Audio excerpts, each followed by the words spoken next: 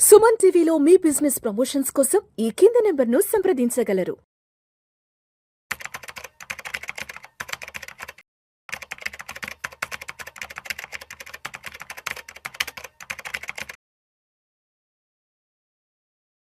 నమస్తే, welcome to Suman TV. నేను విష్ణు. ప్రస్తుతం నాతో పాటు సర్టిఫైడ్ ఫైనాన్షియల్ ప్లానర్ మాధవిరెడ్డి గారు ఉన్నారు. వారితో మాట్లాడదాం. నమస్తే మాధవిరెడ్డి గారు. నమస్తే అండి madam, welcome to Suman TV and welcome to weekend market outlook analysis. ఒక్కసారి గురువారం నాడు మార్కెట్లు ఎక్కడ క్లోజ్ అయినా చూద్దాం. 2 ఏప్రిల్ గురువారం మార్కెట్లకి చివరి వర్కింగ్ డే, వీకెండ్. ఎందుకంటే శుక్రవారం గుడ్ ఫ్రైడే కారణంగా మార్కెట్లకు సెలవు కాబట్టి. సో గురువారం క్లోజింగ్ చూద్దాము. సెన్సెక్స్ విషయానికి వస్తే 185 పాయింట్ల లాభంతో 73,319 వద్ద క్లోజ్ అయింది. నిఫ్టీ విషయానికి వస్తే 33 పాయింట్ల లాభంతో 22,713 వద్ద క్లోజ్ అయింది. సో గురువారం నాడు ఏదో స్వల్ప లాభాలను కూడా చెప్పకూడదు, ఏదో కొంచెం ఫ్లాట్ గా క్లోజ్ అయింది. ఎస్, యుద్ధానికి సంబంధించి ఇంకా అనిశ్చిత పరిస్థితులు కొనసాగుతూనే ఉన్నాయి.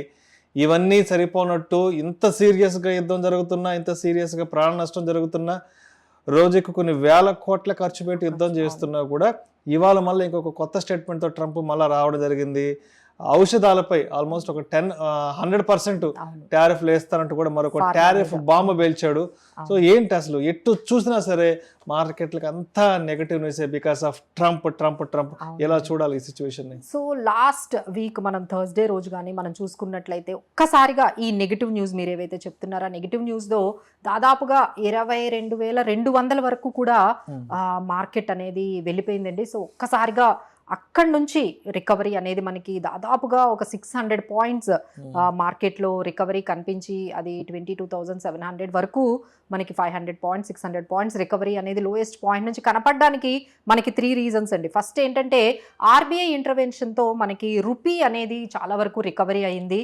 సో ఆర్బీఐ కొన్ని యాక్షన్స్ తీసుకుంది. సో ఎలా అయినా ఈ మన రూపీ డిప్రిసియేషన్ ఎగెనిస్ట్ $95 అవ్వగానే చాలా వరకు ప్రెషర్ అనేది మినిస్ట్రీ ఆఫ్ ఫైనాన్స్ మీద పడింది. సో ఇమీడియట్గా ఆర్బీఐ ఇంటర్వ్యూన్ చేసుకొని ఎక్కడికక్కడ డెరివేటివ్స్ మార్కెట్స్ మీద కానీ స్పెక్యులేషన్ ట్రేడింగ్ మీద కానీ చాలా వరకు వాళ్ళు కంట్రోల్ పెట్టడంతో మార్కెట్లో మళ్ళీ రూపీ అనేది రికవరీ కనిపించింది. 1.5% వరకు రూపీ రికవరీ అయింది. సో 93-92 ఈ రేంజ్లో మార్కెట్స్లో రూపీ అనేది రికవరీ అయ్యగానే మార్కెట్స్లో కొంచెం పాజిటివిటీ అనేది అంటే రికవరీ అనేది కనిపించింది. సెకండ్ ఏంటంటే లాంగ్ వీకెండ్ అవ్వడంతో అందరూ కూడా, ఎందుకంటే ఈ ట్రంప్ ఈ 3 డేస్లో ఏం స్టేట్మెంట్స్ ఇస్తాడో తెలియదు. సో దానివల్ల ఏం చేశారంటే అందరూ కూడా కొంచెం క్లోజ్ చేసేసుకున్నారు. వాళ్ళ షార్ట్స్ ఏవైతే ఉన్నాయో అవన్నీ క్లోజ్ చేసుకున్నారు because of 3 days long weekend రావడంతో. సో దీనివల్ల కూడా మనకి మార్కెట్లో కాస్త ఫ్లాట్గా క్లోజ్ అయిందండి. బట్ అనిశ్చిత అయితే మీరు అన్నట్టుగా అలానే ఉంది. ఎందుకంటే క్రూడ్ ఆయిల్ డిస్ట్రప్షన్స్ అనేవి ఆ విధంగానే ఉన్నాయి. ఒక్కసారిగా ఆయన ఒక్కరోజు మార్నింగ్ ఆయన స్టేట్మెంట్ ఏంటంటే ఇరాన్ మీద నెక్స్ట్ 2-3 వీక్స్ చాలా హార్డ్గా హిట్ చేస్తాము, ఈసారి వాళ్ళ ఎనర్జీ ఫెసిలిటీస్ మీద కూడా హిట్ చేస్తాము, ఈ 2-3 వీక్స్లో ఏదో ఒకటి తేల్చేస్తాము అని చాలా వరకు చాలా హార్డ్గా ఆయన స్టేట్మెంట్ ఇవ్వగానే ఓవరాల్గా మళ్ళీ యూఎస్ మార్కెట్స్ కానీ ఏషియన్ మార్కెట్స్ కానీ ఇంక్లూడింగ్ ఇండియన్ మార్కెట్స్లో కూడా ఆ విధంగా మనకి నెగిటివిటీ అనేది కనిపించింది.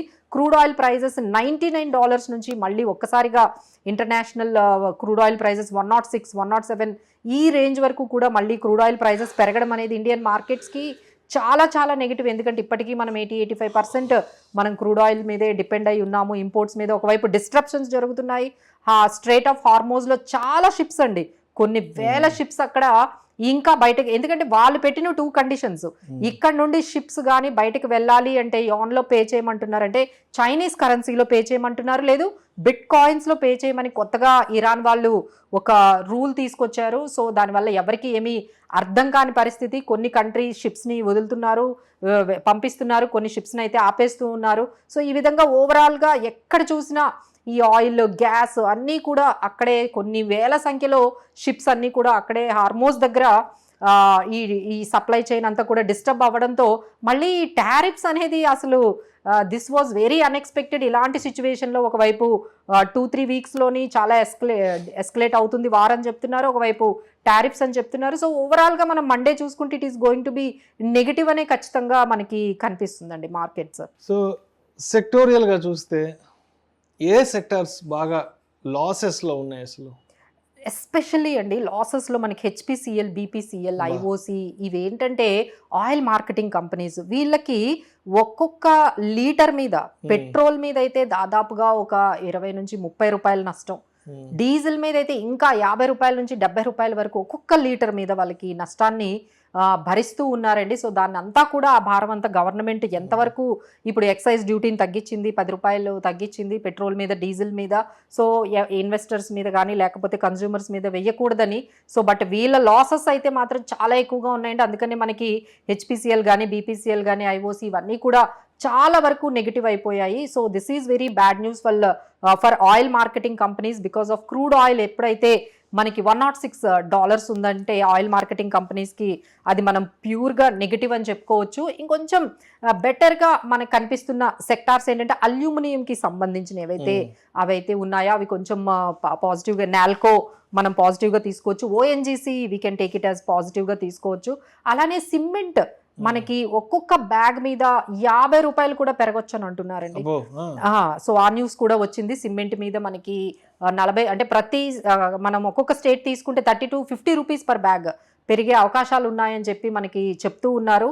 సో ఆ ప్రైజెస్ ఏప్రిల్ నుంచి కానీ వచ్చినట్లయితే all cement companies like UltraTech cement కానీ, ఏసీసీ కానీ, అంబుజా సిమెంట్ ఇవన్నీ కూడా కొంచెం పాజిటివ్గా వెళ్ళే అవకాశాలు ఉన్నాయి. అలానే పోర్ట్ అండ్ షిప్పింగ్ కంపెనీస్ కూడా కొంచెం పాజిటివ్గా మనకు కనిపిస్తున్నాయి. అదాని పోర్ట్ కానీ, షిప్ బిల్డింగ్ కంపెనీస్ కూడా మనకి పాజిటివ్గా కనిపిస్తున్నాయి. వీటన్నిటిలో కూడా కొంచెం ఐటీ కంపెనీస్ అంటే అంత రికవరీ రావడానికి ఇంకొక రీజన్ ఏంటంటే ఐటీ కంపెనీస్లో చాలా రికవరీ కనిపించిందండి.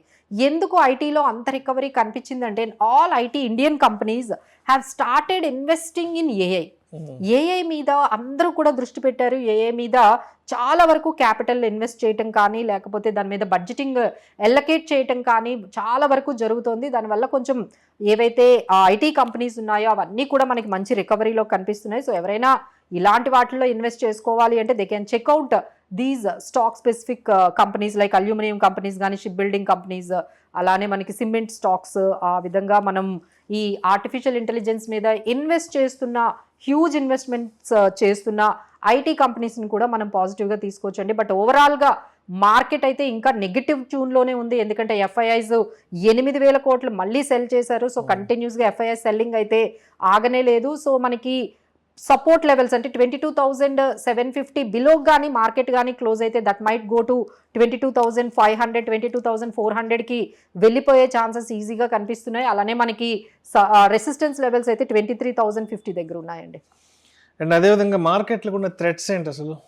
సో మార్కెట్లో మనకి 2 బిగ్గెస్ట్ థ్రెట్స్ కనిపిస్తున్నాయండి. ఒకటి crude oil price. Crude oil price $106, $107 ఇలా పెరుగుతూ ఉంటే మన మార్కెట్స్ అలా తగ్గుతూనే ఉంటాయండి. అందులో డౌట్ ఏం మనకు కనిపించట్లేదు.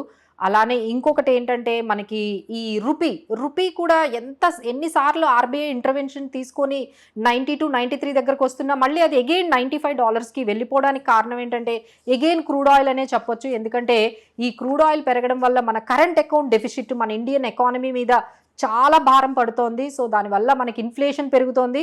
సో ఇన్ఫ్లేషన్ పెరిగింది అంటే మనకి జీడిపి గ్రోత్ కూడా 6%కి బిలో పడిపోయే అవకాశాలు ఉన్నాయి. సో దానివల్ల మనకి క్రూడ్ ఆయిల్ పెరగడం అనేది ఒక థ్రెట్ అయితే, అలానే ఈ కరెన్సీ ఎగెనిస్ట్ డాలర్ మన ఇండియన్ కరెన్సీ $94-95కి కానీ ఎగెనిస్ట్ రూపీ 95 రూపీస్కి కానీ వెళ్ళినట్లయితే అది కూడా బిగ్గెస్ట్ థ్రెట్. ఇంకా ఎఫ్ఐఎస్ సెల్లింగ్ అయితే దాదాపుగా అది కూడా కంటిన్యూ అవుతూ ఉందండి. So these are all. ఇప్పుడు మనకి ఎంపీసీ మీటింగ్ కూడా మనకి కనిపిస్తుంది. సో మానిటరీ పాలసీ ఈసారి ఇంట్రెస్ట్ రేట్స్ యథాతథంగా ఉంచే అవకాశాలే కనిపిస్తున్నాయి. ఏప్రిల్ 6 నుంచి మనకి ఈ ఎంపీసీ మీటింగ్ కూడా స్టార్ట్ అవబోతుంది. అందులో మనకి కామెంటరీ మనకి రాబోతుంది. మన గ్రోత్ గురించి, మన ఇన్ఫ్లేషన్ గురించి, మన జీడిపి, అలానే మన కరెంట్ అకౌంట్ డెఫిసిట్ గురించి కూడా మనకి ఆ కామెంటరీ అనేది రాబోతుంది ఆర్బీఐ గవర్నర్ నుంచి. సో దాన్ని బట్టి కూడా markets will take some cues. ఇంక వీటన్నిటిలో కూడా మనకి ఏప్రిల్ 7 నుంచి Q4 ఎర్నింగ్స్ స్టార్ట్ అవుతున్నాయండి. సో కార్పొరేట్ ఎర్నింగ్స్ అనేవి స్టార్ట్ అయిపోతున్నాయి. సో దాని మీద కూడా మార్కెట్స్ చాలా వరకు ఫ్లక్చువేట్ అయ్యే ఛాన్సెస్ ఉన్నాయి. So everyone has to follow. ఈసారి ఈ 3 months ఏదైతే జనవరి, ఫిబ్రవరి, మార్చ్ ఇంపాక్ట్ అనేది మనకి Q4 ఎర్నింగ్స్లో కనబడుతుంది. సో దానివల్ల కూడా మన మార్కెట్స్ అనేవి డిపెండ్ అవుతాయి. So everyone has to watch the MPC కామెంటరీని మనం చూసుకుంటూ ఉండాలి. అలానే Q4 ఎర్నింగ్స్ కూడా మనం మానిటర్ చేసుకుంటూ ఉండాలండి. రైట్. సో మాధవిరెడ్డి గారు, ఇప్పుడు ఇన్ని గందరగోళాల మధ్య ఇన్ని ఇబ్బందుల మధ్య, ఇంత అనిశ్చితుల మధ్య కూడా మళ్ళా ఆ టారిఫ్లకు సంబంధించిన అంశాన్ని మళ్ళీ తీసుకొచ్చి స్టేట్మెంట్ ఇచ్చాడు కాబట్టి సో మండే మార్కెట్ ఎలా ఉండే అవకాశం ఉంది, ఎలా మనం ఒక ఇన్వెస్టర్గా ఒక ట్రేడర్గా మండే మార్కెట్ని ఎలా హ్యాండిల్ చేయాలి, ఎందుకంటే డెఫినెట్గా ఈ 100% టారిఫ్ ఇంపాక్ట్ అనేది మండే మార్కెట్లని పెద్ద మొత్తంలో ఊగిసలాడించే అవకాశం అయితే ఉంది కాబట్టి. సో మండే మార్కెట్స్ అయితే డెఫినెట్గా వాలటైల్, అంటే లాస్ట్ థర్స్డే కూడా వాల్టలిటీ అనేది చాలా హైగా ఉంది. That is what we're expecting. ఎందుకంటే 3 days కంటిన్యూస్గా హాలిడేస్ వచ్చాయి కాబట్టి ఈ రోజు వచ్చిన నెగిటివ్ న్యూస్ లేకపోతే మండే తర్వాత ఆ మండే మీద ఇంపాక్ట్ అయ్యే అవకాశాలు ఉన్నాయి. So every one has to watch closely what is happening between Iran and Israel and యుఎస్లో జరుగుతున్న ఈ జియో పొలిటికల్ టెన్షన్స్, ఏవి థ్రెట్స్. ఇప్పుడు కొత్తగా ఇరాన్ వాళ్ళు ఇంకో థ్రెట్ చేశారండి. ఏంటంటే హార్మోస్ కింద ఏవైతే కేబుల్స్ ఉన్నాయో, ఇంటర్నెట్ కేబుల్స్, వాటిని కూడా హర్ట్ చేస్తాము. అమెజాన్, గూగుల్, మైక్రోసాఫ్ట్, ఇవి అన్ని కంపెనీలని కూడా మేము ఇంటర్నెట్ కేబుల్స్ ని మేము వాళ్ళ అన్ని ఫెసిలిటీస్ ని, ఏవైతే వాళ్ళ పెద్ద పెద్ద యుఎస్ కంపెనీస్ కున్న ఈ ఫెసిలిటీస్ ని కూడా, వాటిని కూడా డిస్టర్బ్ చేస్తే ఇక వారు ఇంకా ఏ విధంగా ఉండబోతుందో మనము అర్థం చేసుకోలేకపోతున్నాము. సో ఇది ఎవ్రీ డే చేంజ్ అవుతుంది కాబట్టి so every one has to be very very like cautious. ఇంకా అంటే బేరిష్ లాగే కనిపిస్తుంది. అండ్ ఇంకోటి ఏంటంటే మార్కెట్స్ అయితే ఇంకా నెగిటివిటీనే ఎక్కువగా కనిపిస్తుంది. So Monday we might see some more volatility and some more correction in the market. Right. Thank you so much Madhureddy గారు. Thank you.